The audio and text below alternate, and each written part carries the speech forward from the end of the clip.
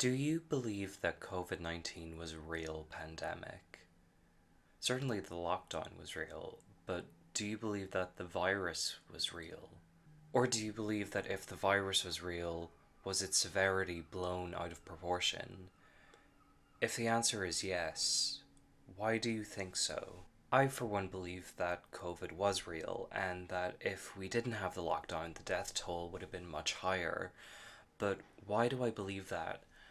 I am not an expert in microbiology or epidemiology, so why should I believe that the disease was a real danger to society? While I could only take on the testimony of the medical community on face value, my reasoning for my beliefs boil down to my understanding of capital. I don't believe that the elites of the world, whose wealth stems from the work of their employees, would decide to shut everything down and limit the flow of capital. Nor do I believe that the governments of the world would want to give out benefits unless it was absolutely necessary. Also, I know that I've had COVID multiple times, I'm sick. and the first time fucking sucked. It was a struggle for me to eat anything for a solid week. I also know that I didn't get COVID until after the lockdown had been lifted and I was back in work where I caught it.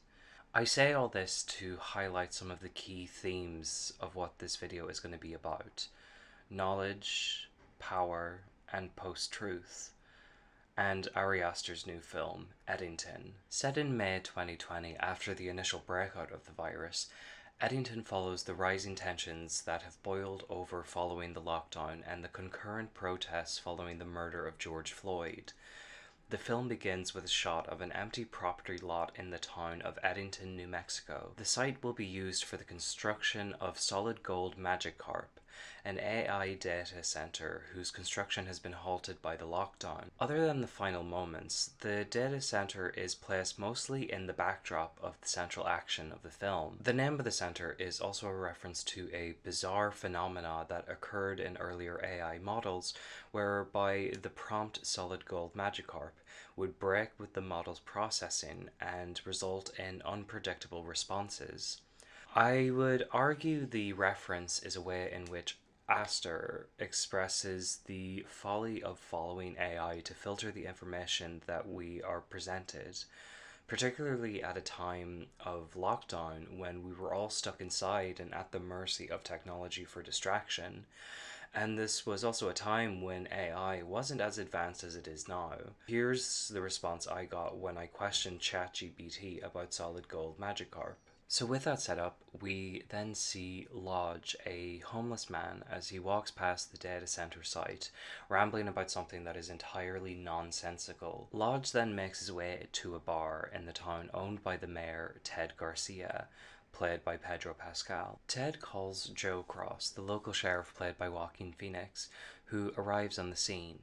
It is immediately evident that there is a tension between the two men stemming from some pre-narrative events.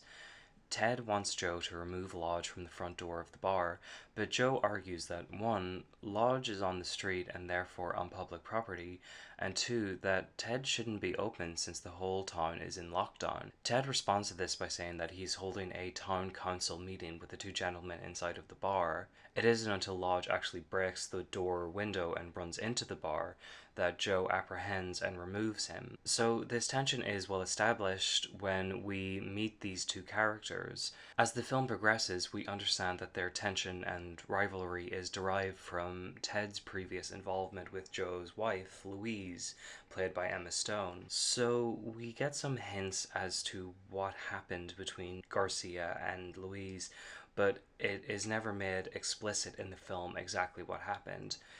Louise and Joe experience a fractured relationship. Joe is interested in having children, but Louise is portrayed as recovering from an unspecified traumatic event and remains emotionally distant from Joe. They live with Dawn, Louise's mother, who is a full-blown conspiracy theorist. Later, while at the grocery store, Joe clashes with staff members and Ted Garcia when he tries to shop around without wearing a mask. Joe doesn't adhere to the mask as he is asthmatic, and it makes it difficult for him to breathe. After another customer is removed from the store for not wearing a mask, something that doesn't happen to Joe because he's the sheriff, Joe pays for the man's shopping and then he announces online that he intends to run for mayor opposing Ted. We need to free each other's hearts. And that's why I'm running for mayor. In the next scene, he arrives at the police station, which is now only manned by 3 people. They spend their time brainstorming campaign slogans. When Joe arrives at home, Louise is furious that 1. He announced his campaign without speaking to her about it, and 2. Louise, due to her trauma, does not want to have attention brought upon her, which a mayoral campaign would naturally bring. After Louise ices Joe out, he pressures her into having dinner with him later that night. But when he makes dinner, Louise and Dawn have gone to a talk by Vernon Jefferson Park, a radical influencer and possibly a cult leader who is brought back to the house when they return home. While everyone is sitting around the table, Vernon tells a story of how he, through therapy, remembers a memory about being brought to a secret location with a number of other children. The children were then released into the forest where they would be chased down by the adults, and when they were captured, well, you can imagine. This prompts Louise to decry pedophilia and child abuse in society, something which puts Dawn on edge. It is apparent that Joe doesn't really believe the story that Vernon is telling, but when they go to bed later that evening, Joe asks Louise if her father ever abused her, to which Louise says nothing. Joe arranges for a meeting in a restaurant run by Paula, a woman who is against the data center that is being constructed under Ted's governance. While on the way to the meeting, a protest has erupted in the streets of the town in response to the murder of George Floyd. While at the protest, Sarah, a social justice minded activist, tries and ultimately fails to convince Michael, a black police officer, that he should join the protest. Joe finally arrives to the meeting in the restaurant and he accuses Ted of sexually assaulting Louise on social media. When Joe arrives home that evening, Louise is waiting out front with a packed bag and she leaves the home to join Vernon. The next day, Louise makes a post online to deny the allegations that have been made against Ted. Later, Ted is holding a party at his house, and Joe arrives after a noise complaint is filed. The 2 men have a back and forth of Joe turning the music off, Ted turning it back on, Joe turning it off, which culminates in Ted slapping Joe across the face. Twice. Later that evening, Joe comes across Lodge, who has again broken into Ted's bar. Lodge is drinking and rambling incoherently before Joe shoots him unprovoked. He rolls his body up and tosses it into the river. Later that night, Joe shoots and kills both Ted and his son Eric. He then stages the crime scene to look like a Black Lives Matter attack. The next day, when Joe arrives to the crime scene, the trio of officers are joined by Officer Butterfly, who is tasked with joining the investigation since the distance that Joe shot Garcia and Eric led into Pueblo tribe's territory. As Joe tries to cover his tracks, it becomes apparent that he is sick. Perhaps he has caught some sort of virus. When the shell casings found by Officer Butterfield resembles the arms that are used in the station, we learn that Joe is trying to frame Michael for the murder. Michael, who has been allegedly involved with Sarah, has been sent a photo of Sarah and Eric kissing. This photo was sent to him by Brian, Eric's friend and someone who had a crush on Sarah. When Guy, the third police officer, discovers the gun in the back of Michael's vehicle, Michael is put under arrest. Officer Butterfly looks at the handwriting on the whiteboard at the station, which contains their slogan ideas, and then he quickly runs out. Joe follows him to find that Butterfield has gone to Joe's home and is interviewing Dawn. Joe doesn't intervene, but he watches from a distance. However, this thread of whether Butterfly will actually discover what Joe did becomes pretty irrelevant when the film takes a drastic turn. Earlier in the film, we see a plane carrying members of an extremist left terror group. I'm not entirely sure if this is actually specified, but we could just call them Antifa. After this moment, when Joe is chasing Butterfly to his home, the terrorists have arrived. They kidnap Michael from his cell and set him up on a minefield which is detonated by Joe and Guy. Guy is killed and Joe survives, but he is chased through the town in a shootout between him and the terrorists, something that is very reminiscent of old Western movies. This climaxes with Joe being stabbed in the head, but then being saved by Brian, who records himself shooting the terrorists. In the final moments of the film, we learn that Brian has become a conservative influencer. Doesn't sound like anyone I know. Joe has survived the attack, but he remains paralyzed from the neck down. He has won his election campaign, and he sits to the side as Dawn speaks at the opening of Solid Gold Magikarp, being filmed by Michael, who has survived the minefield explosion. While at home, Dawn shows a video of Vernon Jefferson Park at a convention, with Louise sitting behind him and visibly pregnant. The film ends with Michael at target practice in the desert.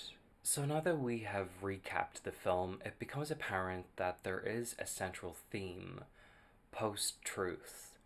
Remember that term? I feel like it was everywhere 10 years ago, but now I don't really see it as much, which is kind of strange because I feel like that is the world we live in now, but we'll get into that. Or maybe my echo chamber just hasn't been repeating it back to me.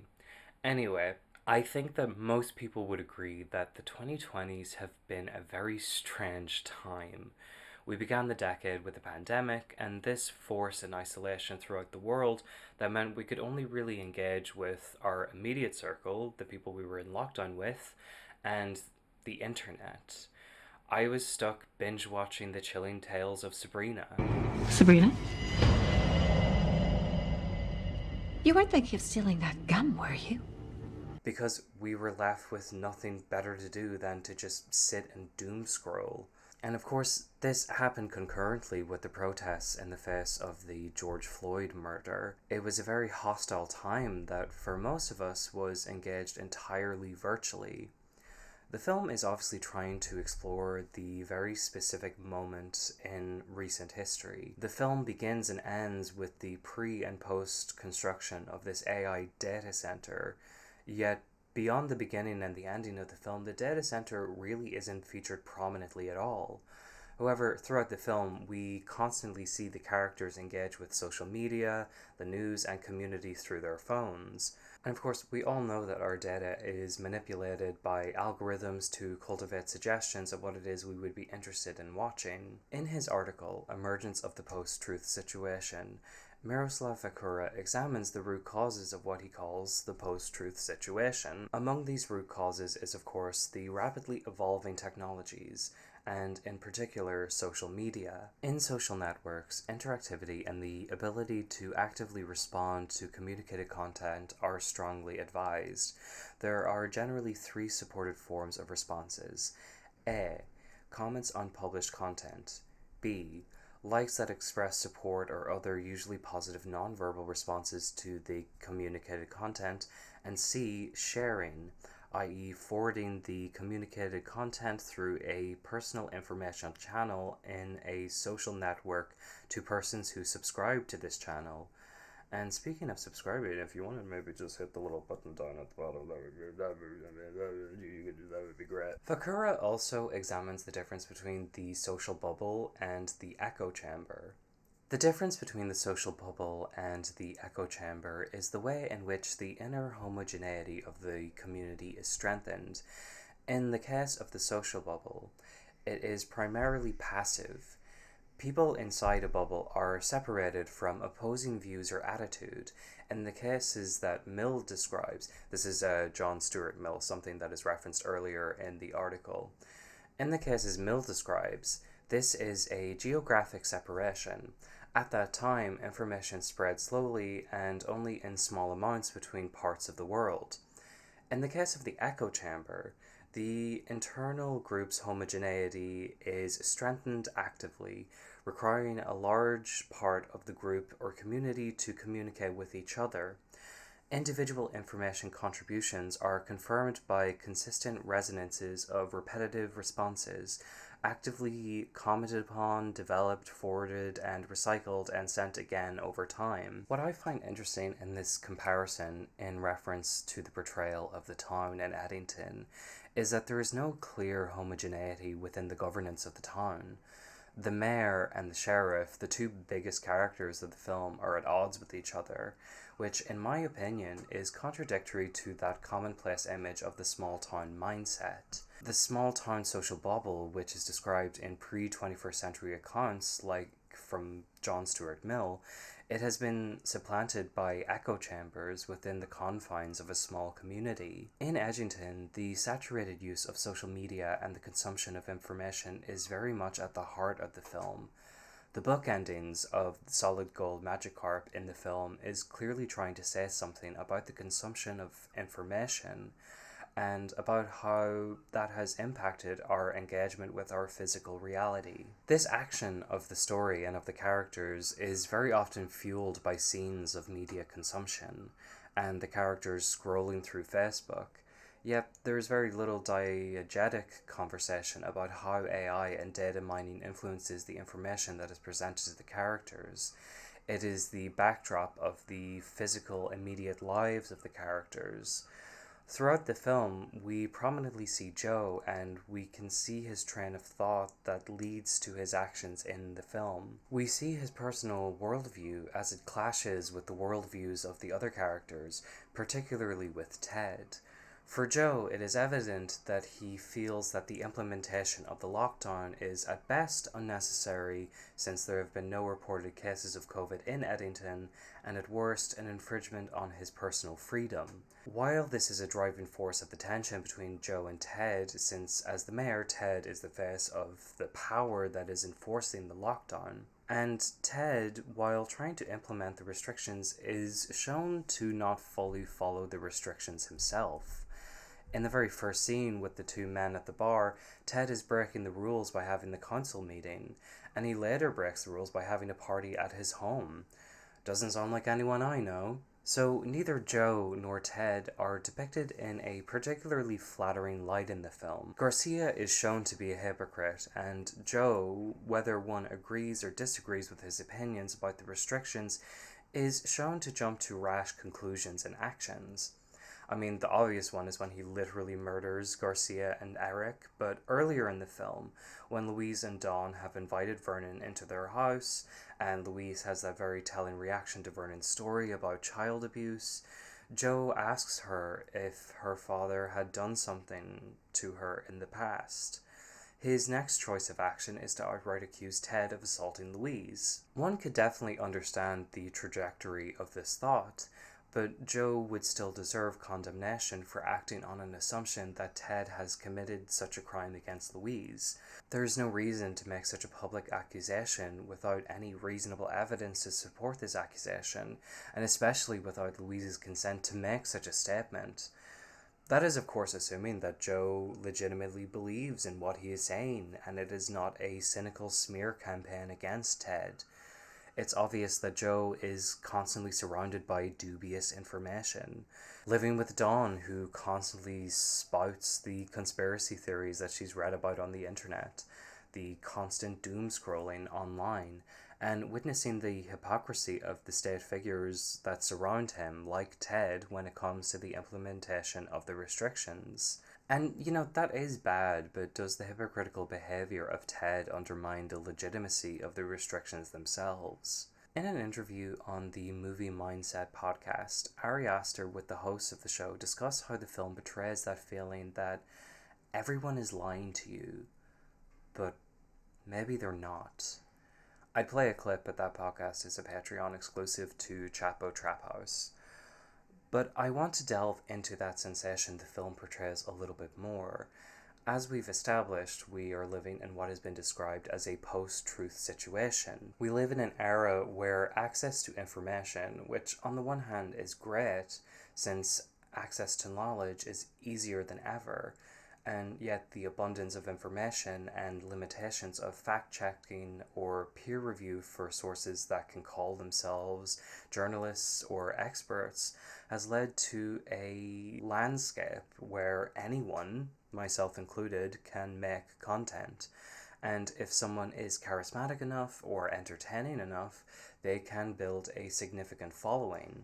In general, the emergence and expansion of information technology has fulfilled the promise of democratization of information and media. In reality, however, this democratization looks in many ways less idyllic than what earlier visionaries had anticipated. And this brings me back to the question I started this video with. How do we know that something we read or watch online is true? How do we know that the media we consume is or isn't potentially pushing an agenda? And if these are questions that cannot be concretely answered, then we have to make a decision about the media we consume, and we are responsible for what we do with the information that we are given. And that is a fundamental question to this issue of the post-truth situation. In an age where the most powerful politicians can spread misinformation and then just retort to any pushback as, oh, that's fake news or alternative facts. Can you state categorically? You are fake news. Sir, go ahead. Can you state categorically that nobody... No, Mr. President. Who do we listen to? Who do we believe? In her book, Knowledge, A Very Short Introduction, Jennifer Nagel writes, as soon as we ask about the difference between knowing something and just believing it, we might wonder how we can be so confident that there really is a difference. Consider the view that there is no real difference between knowledge and opinion. What if knowledge is nothing more than a label we apply to attitudes of the elite? In our culture, perhaps a Nobel laureate scientific research or a CEO's thoughts on his industry, and other times and places the teachings of a high priest or tribal elders. And yet, thanks to the abundance of the information age, we no longer get our information from, quote, trusted, reliable sources. I mean, that was a major talking point of the Brexit campaign, that people were fed up with experts. And that is arguably true to an extent. Going back to Vakura for a second, another root cause of this post-truth situation could be pinned on postmodernist philosophy and its rejection of the grand narrative. When referencing the work of Maurizio Farris, a proponent of what has been called New Realism, Farris states that the humanities and philosophy have come to a postmodern position of so-called professional anti-realism, which claims that reality does not exist, that it is socially constructed, determined by language, manufactured by paradigms, and so on. The current state of media and politics is the consequence of adopting the principle that there are no facts, only their interpretations. When I was reading Vakura's article and its ideas about the contributions of postmodernist philosophy to the post-truth situation, in conjunction with the abundance of the information age, I do feel like the post-truth situation is a symptom of postmodernism. Historically speaking, a culture usually developed around a set, hegemonic principle. In many cases, religion acted as a glue for a community, resulting in a social bubble. But access to information, the likes of which we as a species have never experienced before, we are experiencing so many alternate realities with just the scroll of a feed. One minute we can distract ourselves with a cute animal video, the next we see a celebrity giving an interview about their latest project. One minute we can see the images of the Gaza Strip, and then the next some politician is chastising anyone who says, hey, the situation in Gaza is a horrible thing that shouldn't be allowed to continue. It just sounds like you're justifying anti-Semitism, which making me feel like... Are you crazy right now? And I don't want to just say that, phones are bad and we should just stop.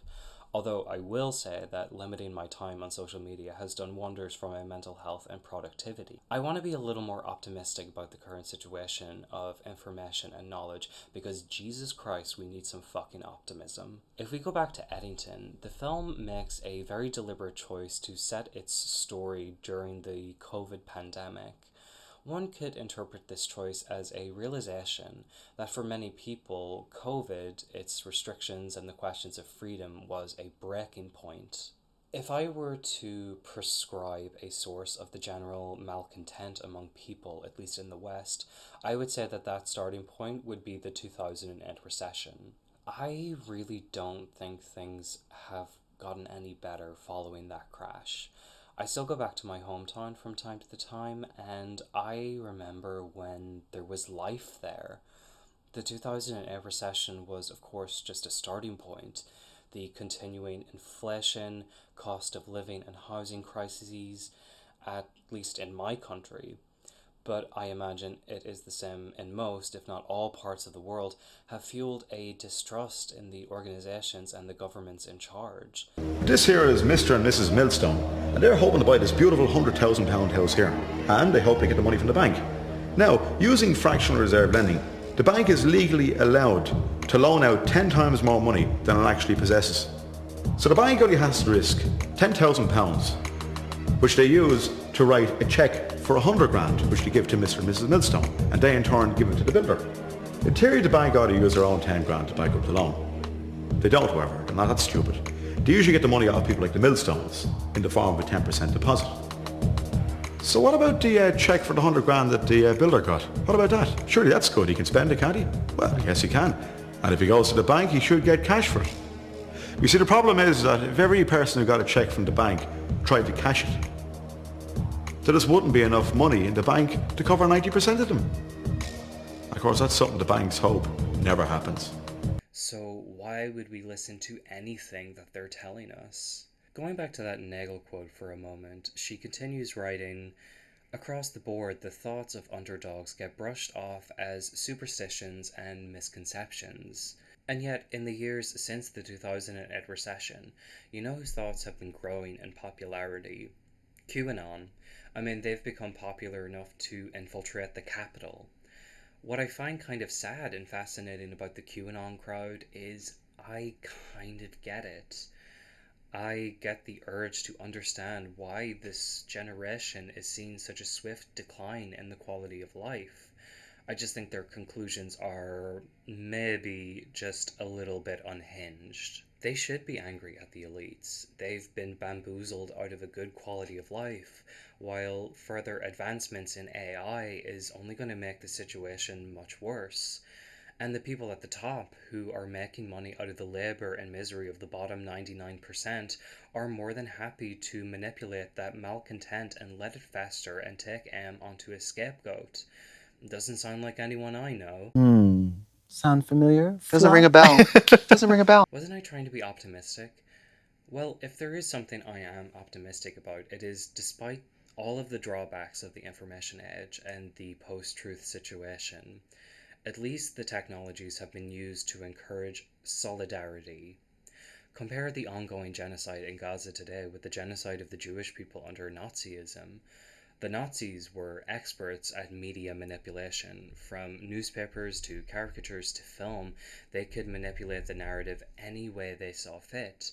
But with social media, an abundance of news sources, and the democratized access to information, yes, some of it has become incredibly biased and deliberately misleading, but it can also be used to undermine the narrative that the people at the top want to portray. I'm out from the beginning at every march.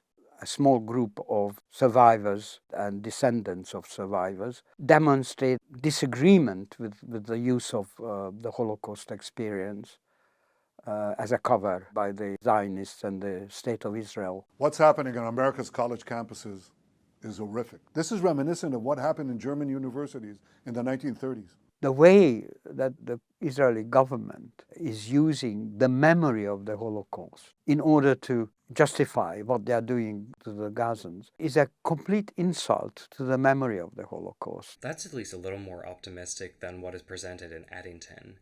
By the end of the film, there really isn't a solution. The AI data center is constructed. Joe has gotten away with murder. He and Dawn are in a position of power, allowed to wield information technology for whatever purpose they desire. The film is bleak, but I do feel that as a piece of art, its unwillingness to offer a solution absolves it from picking a side. I have seen a couple of reviews of the film where it kind of describes it as a two-side situation. And yeah, there is literally two sides within the film with Joe and Garcia. I don't know, I kind of feel like the film is sort of about more than two sides. It's more of a general emotional landscape that everyone is experiencing. Anyway, I'm going to choose to be optimistic about the post-truth situation. I think it is a stronger film for not trying to offer a solution.